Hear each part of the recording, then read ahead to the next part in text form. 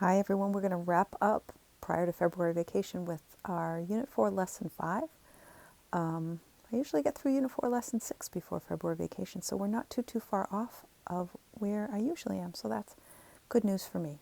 All right, so we're talking about decimals and fraction to decimal conversion here.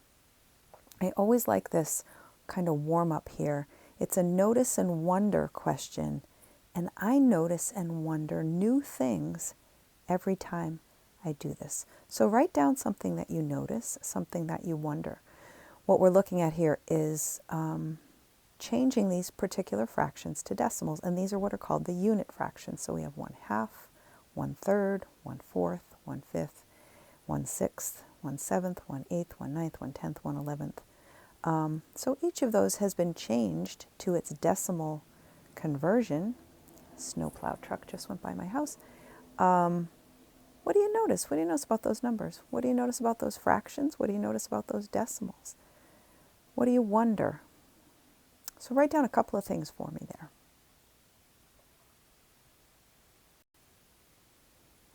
And when you're done, we'll go to exercise 5.2.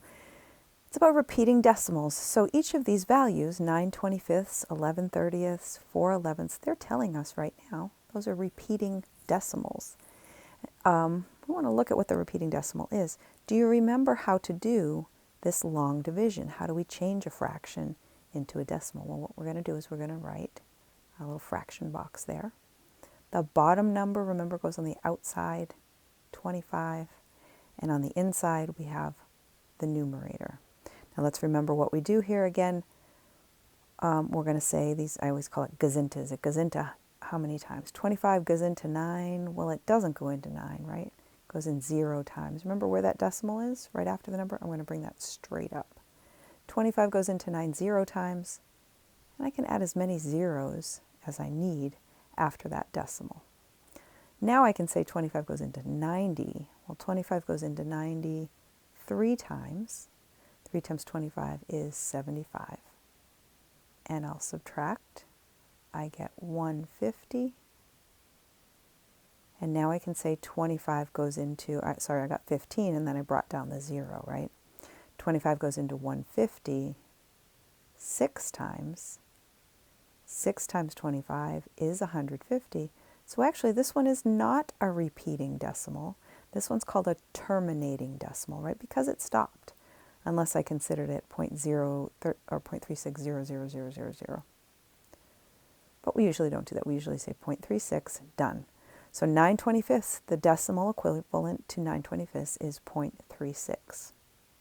I want you to do that with each of the other two fractions. Find me the decimal equivalent of 11/30 and the decimal equivalent of 4/11.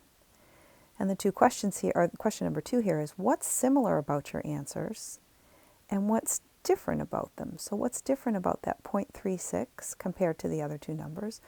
What's similar about the decimal equivalents of those three things, those three values? So pause here, divide those out, and answer that question number 2. It's a good one.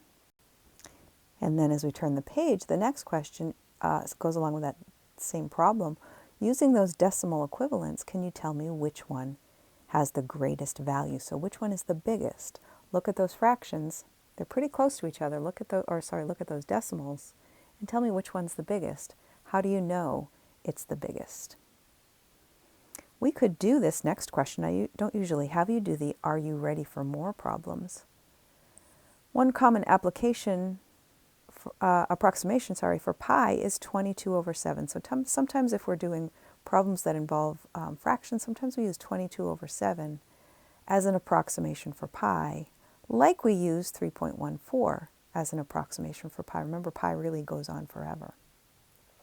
Can you change that 22/7 into a decimal and then compare it to 3.14? Is it more than 3.14 or less than 3.14? So give that one a try. That's a good question.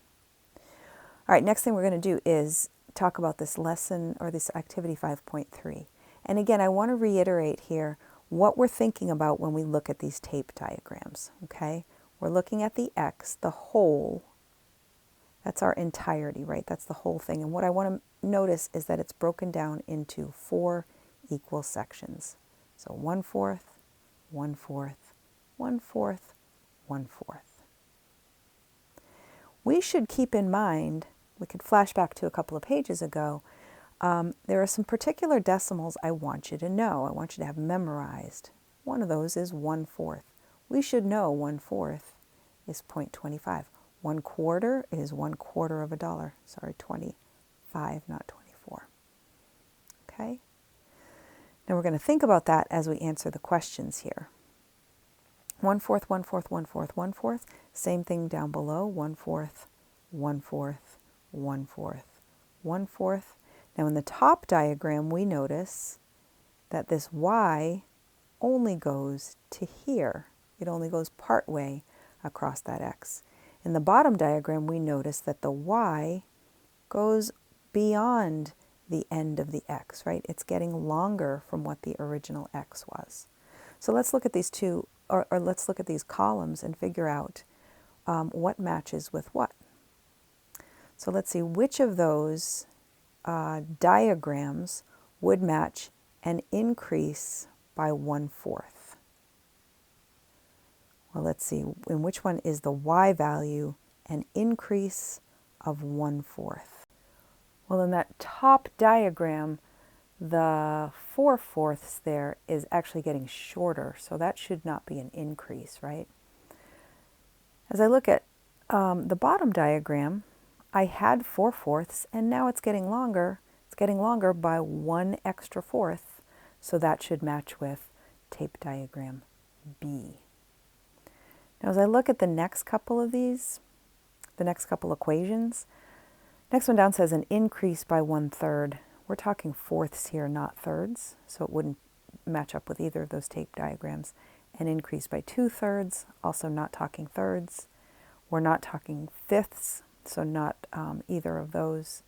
Not that they don't match with the tape diagram either. How about a decrease by 1/4? Well, here we are back in our ballpark. Here we've got fourths. And if I look at that top diagram, I started with 4/4, and now the y is 3/4. So that is a decrease by 1/4. So this last one would match with tape diagram A. Now, how about these equations? Can we match the equations to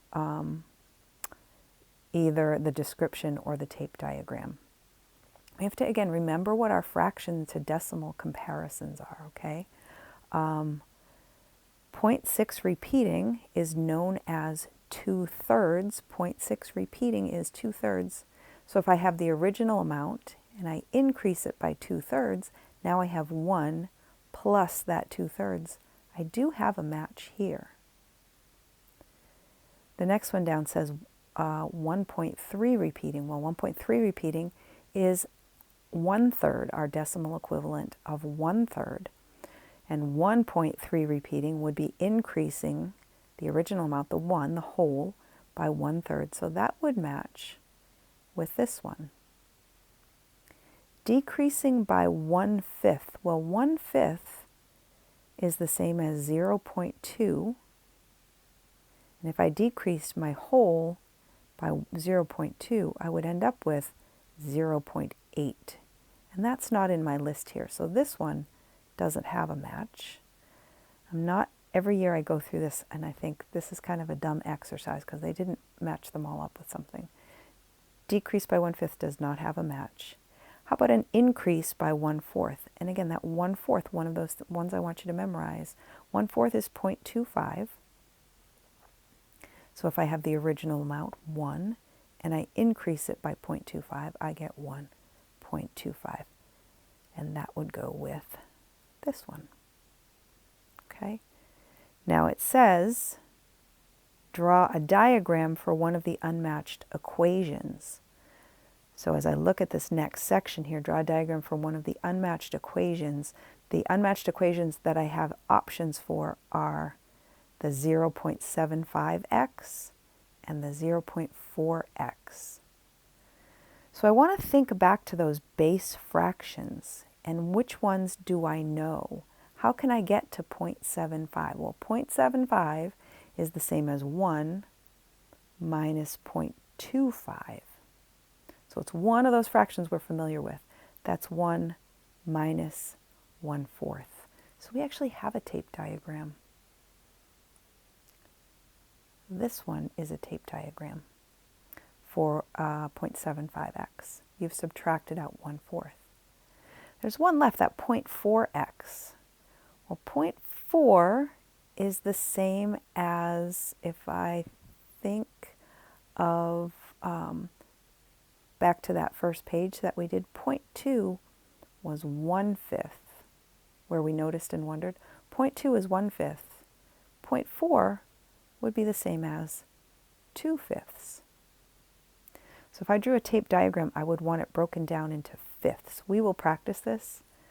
I don't expect you to have this perfectly right now. But talking about fifths, 1/5, 2/5, 3/5, 4/5, 5/5. That's 0.2, 0.2, 0.2, 0.2, 0.2. So decimal 1/5, fraction 1/5, decimal 0.2. And then to do 4/5, 4/10 would be that much. That's a little confusing. We will practice these more. Don't worry if you don't get it right away.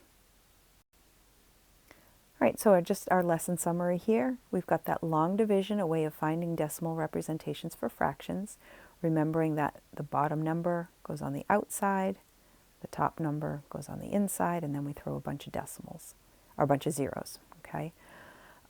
Sometimes it's easier to work with decimal representations. Sometimes it's easier to work with fractions. We should be able to go back and forth between some of the important fractions, and we'll talk about that after vacation, which ones I want you to have memorized.